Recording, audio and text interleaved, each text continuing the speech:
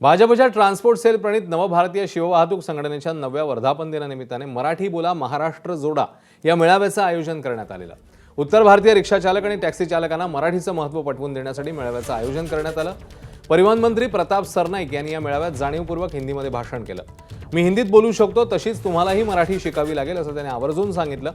येत्या 15 ऑगस्टपर्यंत मराठी शिका, नाही शिकलात तर मी 16 ऑगस्टला कारवाई करेन असा इशाराही सरनाईकांनी दिला।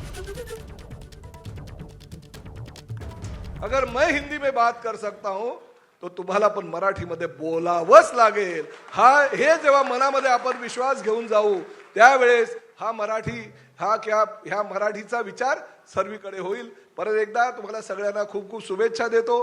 परंतु एक गोष्ट मात्र नक्की, 15 ऑगस्ट पर्यंत जर तुम्ही मराठी शिकले नाही तर कारवाई मात्र मी करणार परिवहन मंत्री म्हणून, हे पण तुम्हाला सांगतो। त्यामुळे हा मनामध्ये विचार करून या ठिकाणावर जा आणि मराठी शिका। मराठी शिकण्यासाठी जे काही सहकार्य राज्य शासनाचं आणि परिवहन मंत्र्यांचं पाहिजे ते सगळं सहकार्य करायला मी तयार आहे। एबीपी माझा, उघडा डोळे बघा नीट।